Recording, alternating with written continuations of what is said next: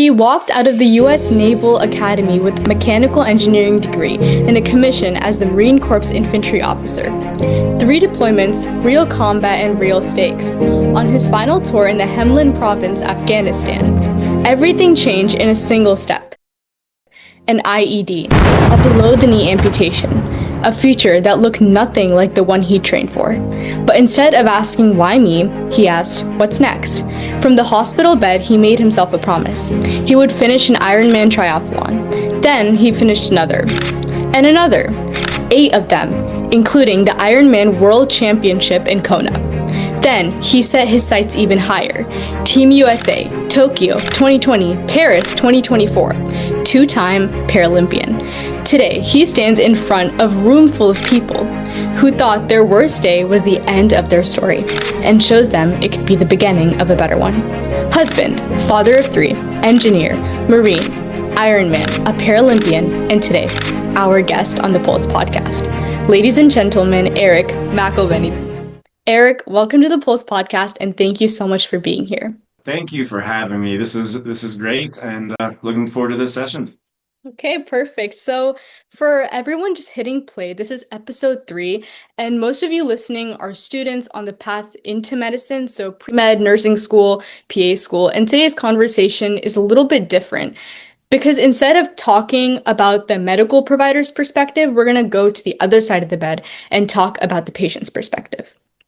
Eric, before we get into the story, let's set the scene a little bit. Take us back. So let's start right where it changed. Walk us through the moment the IED explosion in Afghanistan. What do you remember about those first few minutes right after? Yeah, so I was conscious throughout the whole experience, and I didn't know what had happened. I had a concussion from the blast, so I didn't know what had happened, where I was, what was going on. Life was just in slow motion, and it took a while for me to even feel pain. Before I even felt the pain, I realized, and this is probably about 15 seconds after the explosion, I realized I'm in Afghanistan. I'm a Marine. I'm in combat. And I put it together that I probably just triggered an IED. And I knew that I triggered an explosion underneath me. I didn't know how bad things were. But yeah, I remember thinking about, 1, accepting his fate, and then 2, I pictured my wife and daughter's face.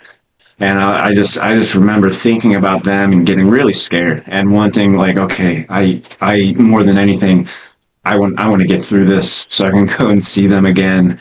And that is when my corpsman, he's our medic, came and running up to me and started saving my life. And it was that moment that it went from slow motion back into like the scenes. I don't know if you've ever seen a movie, but it felt just like the movies. Everything picked up, was fast, the pain set in. And I remember him working on me, talking to me like we were out to lunch while he's bandaging my leg, my right leg, which is the one that I lost, and my left leg, which I had extensive injuries on that as well. Yeah, and then eventually him and the Marines there were able to get me out of there and on to the next place. That's wow. So you said you thought of your family and your faith, the first 2 things that came to your mind. Excluding those, were there any other Marine Corps around you that were with you through the entire journey? And what was that like, being with your Marine Corpsmen? Yeah, so the Marines that I was with, I was really close with 3 of them because I was working in a small 4-man team. So that was the last time that I saw them for the next 2.5 months, because they helped me get to the helicopter. Unfortunately, another Marine was injured as well, someone that I didn't know prior to this event, but he ended up stepping on a secondary device and losing his left leg. So the 2 of us were put onto a helicopter and taken away. And it wasn't until I got back to San Diego where I had email correspondence to the Marines that I was with. And then when like their families came and visited me, and when they got back from their trip to Afghanistan, we reconnected. So how quickly did you understand your injury? Like, when did you realize that this is what happened to me, and when did the doctors deliver the news to you? Moments after the injury, it felt like my right leg was on fire. And so my corpsman, at in between splinting and taking care of me and keeping me mentally preoccupied with other things, he gave me some morphine. So enough to where the pain was not that intense, not as intense. It was still pretty bad when I was in the helicopter, Yeah. but in the helicopter, I actually still could see my toes. Everything else was wrapped up, but I could see my toes on my right foot. He looked at me, he squeezed my toes, and he said, "Can you feel that?" And I couldn't feel it at all. And that's when I kind of realized, like, wow, my leg is pretty bad. We landed, and when I was going into surgery, that's when I realized, like, okay, they're probably gonna have to cut off what's left of that right leg, and my life is now changed. So, when we're talking about going into the surgical room, I want to slow down because this is the part where all of our listeners, the future doctors, the nurses, and the PAs are going to lean into the hardest. So, tell us about your hospital stay in Southern California and what stood out to you about the care that they gave you, both medically, the medical team, and like just how you felt after you decided to like talk to the team and you were like a part of their family then. So this time in my life, you can kind of look at it as a pretty negative time, but me thinking back to it, like I think of the good stuff. I don't remember the in and out of surgeries. I don't remember a lot of the pain. If I really start thinking about it, I'm like, oh yeah, that did happen.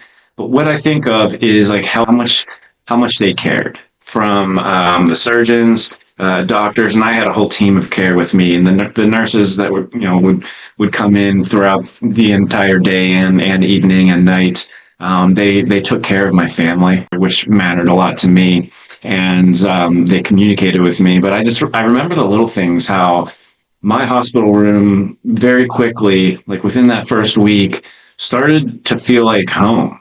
It was getting close to Christmas holidays, and the hospital was decorated, and there was like little pictures up, and the kids were sending cards, and it started to feel like home. I actually like the hospital food, and I think back, and I think you said it very well. I I became part of this new family, and they cared. Like you said, there's always a next step to look forward to. So, what did you think your next step was going to be? Did you think, okay, I'm going to go and do the Ironman? What flipped that switch in your brain that, okay, I don't want to be a patient just like being in hurt anymore, and I actually want to go live my life now? One was my family. So I have three kids now, but I only had one when I was injured. This was back in 2011, and my daughter, she was 5 years old, and she, I thought that I had changed, because kind of I was not going to be a Marine anymore. I felt like that was part of my identity. I've always been an athlete. Now I think my daughter helped change my mind, because she looked at me the exact same way that she looked at me prior to. She still expected me to kick the soccer ball with her, to pitch softball to her, to play tag in the backyard, and like her expectations started to become my expectations, and I realized, like, oh, I could do this. Sometimes I have to be a little bit more creative and think of ways to do it, but I can still be active. When she wanted to try skiing, I was like, I think I could do it. I don't know. Let's figure it out. So she helped me realize, like, okay, I don't have to change the way who I am. I'm like my identity, like character, who I am. I'm still the same person. And it opened up my eyes to what's next. And someone challenged me at running a marathon, and that's when I started thinking into the world of sports. And that's when I was like, that's it. I'm gonna set a goal to finish an Ironman. So, like, once a dad, always a dad. Doesn't matter, right? Of So, course, yeah. when we're going to get beyond the medicine, there's always a mental side to this. And I think that's where a lot of your story really lives. Because what does the resilience actually look like day to day versus like how you portray on a stage, or like a Instagram reel or anything like that? How does it actually look like? What did you do every single day after the entire hospitalization? Yeah, and I love this question, because I mean, it's true. If you just look at the highlights, you're going to see like injury, that this is bad. Then you're going to see me crossing an Ironman finish line, and then another Ironman, and eventually Paralympics. And like those are, I mean, it's just like social media. Those are just the highlights. The resilience comes in between all that. You know, the ability to take the first step, take the next step, wake up, and do the work consistently day in and day out. You're not going to just wake up, set a goal. You know, if it's in the world of sports, you're not going to be like, all right, I'm going to become an Ironman. And then it happens. It's like, you have to wake up and you have to drive yourself to the pool and you have to swim 4 or 5 days a week. You know, and there's days where I was like pretty excited about training. And there's days where it's like cold outside, maybe a little bit rainy. I didn't feel like riding my bike for 5 hours, but that's what you got to do day in and day out when you have a goal. It's the little things that you do consistently that matter. Through this entire like process of just like consistency and discipline, what was the lowest point of your entire recovery process that you don't usually talk about at all outside? You know, if you ask my wife, you know, when I'm on a stage sharing my story, I don't always share this because it's embarrassing. But like there were days that I was upset, I was angry. I didn't treat the people around me. You know, I look back and I realize like I could have been better. I could have been a better husband on those days. I could have been a better friend. So that was hard. It was hard to realize that like, man, I hurt people's feelings sometimes. Like I raised my voice more than I should have. And I didn't always act the way that I would have wanted. Yeah, it's like being a teenager again, all the way from the beginning, trying to get your freedom when people are saying, no, you need to slow down. So when you talk about on how you had dreams from when you were younger, was your dream going to be a Marine Corps, or did you want to get into something else when you were younger? Yeah, I was always really into sports. So as a young kid, I thought I was going to play in the NFL and I was going to play Major League Baseball, and I was just going to probably do basketball. But then when I realized like, oh, you know, not too many people make it that far. And I was introduced to the military. That's when it switched over, and I was like, "No, this is it. I want to serve our country, and this is the way I want to do it." Like between us, like what you're doing now, so much cooler than the NFL. Like they don't even hold a bar. So much cooler. Oh, thank you. So like going from your first Ironman to actually representing the Team USA in the Paralympics in Tokyo and Paris, what changed about through your training and your mindset, especially along the way? And once I got into paratriathlon to try to qualify for the Paralympics, it was different. It's broken down into different categories of disability. So I raced other below knee amputees, and my category was below knee amputation or trauma and above elbow. And the races were it's a lot shorter of a race. So it's a sprint triathlon. So it's like an hour-long race, but the races were really close. So I got to know athletes from all over the world. And now instead of me beating myself my last time, it's like I have to figure out how to beat these guys. Did you meet any famous people along the way? Famous people? I did. Yeah, this was great for me because I am an NFL fan. And Hines Ward, he was a wide receiver for the Pittsburgh Steelers. So I got to spend 8 months training with him, which was a lot of fun. And through that, I had some opportunity to meet some other football players. And another famous person in the world of endurance sports is one of my coaches was Paula Newby-Fraser, who is an 8-time Ironman world champion. So if you say her name in a circle of endurance athletes, they know who she is. They call her the Queen of Kona because she's just so good at what she does. So that was really cool. And through her, I met a lot of other athletes. But yeah, it's been interesting. All your dreams are just like bunched into this like crazy like area of your life where you're just meeting a bunch of people, doing whatever you love. So like, be honest, like after you finish your very first Ironman, was your first thought, I'm never doing this again, even for like 5 minutes, or did you want to keep on going? So I would say that came up halfway through that first Ironman. That's in my head. That's when I was thinking, like, why did I sign up for this? This is hard. This hurts, and I still have to like finish this marathon of a run. Right. And that very first one, I came across that finish line. and they took me directly to the medical tent. I had taken my leg off. It swelled up. I couldn't get it back on, and I was going down quick. They were trying to force me to drink hot soup, and they gave me an IV bag. And so, like, laying in bed, it's like, what did I do? And then I'd say about an hour later, I was like, that was awesome. I think I can go faster. so, so, And just so there are just keep definitely, on going. yeah, there are moments where it's like, oh, this was a bad idea. But after the race and after the dust settled, it's just my mind would always go back to where could I have done better? Like, where could I have went faster? What do I need to train next to like take it to the next level? Yeah, that's such like a growth mindset to have.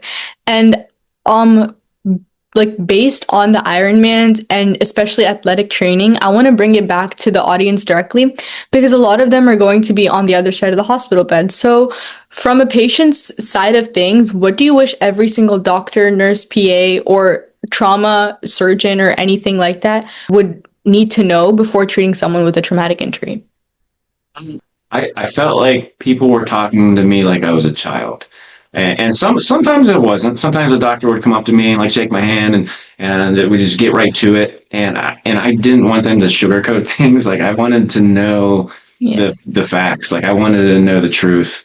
And then there were experiences where my wife might have been there and they would look at her and talk to her. And like I'm right here. Tell me, like I can handle it. So I wanted my doctors to be able to, I don't know, look at me and not always see the patient, but see another human being, another adult.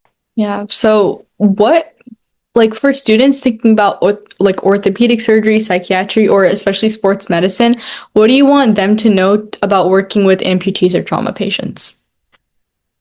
I would say that, Little thinking one here because you don't yeah, usually refer yeah, to students. yeah. And I think my answer goes in line with my last one is, I'm still the same person that I was prior to the trauma. It's like, yeah, something in my life did change, but like I didn't change. It's like everybody deals with something, and Right. that's the way I look at it. It's just when you look at me, you can observe like immediately. It's like, oh wow, that guy's missing his leg, right? But when you look at someone else, like maybe they don't have a prosthetic. Maybe it wasn't a physical thing. Maybe it is mental, something that you can't see. Maybe it's in a relationship. Maybe it's finances. Maybe it's another health related something. Maybe it's loss. But everybody is dealing with something. Yeah, and you said like whenever people come up to you, they just like look at you and they're like, wow, that dude doesn't have a leg. What's the most ridiculous question a stranger's ever asked you about your leg? Oh, that's good. I get a lot of, and I wear shorts a lot because it's just easier if I ever want to make adjustments or anything. And I sometimes I forget that I'm an amputee and I have a prosthetic just because like those are the good days when things are fitting that good that I'm just walking around. And it's always a kid that will just like look down and it happens more often than not that they'll say, "Mom or Dad, that guy has a robot leg." And That's I an hear it. amazing way to put it, though. Yes, but I love it, and so for me, when I hear that, I'll be like, "Hey, yeah, come here, check it out." Sometimes I'll take them off I'll take it off and let them hold it, and like check this little button out. This is pretty cool. But a lot of the times, it's the parents will be like, "Shh, shh, little Jimmy, don't say that, walk away, look." Yeah.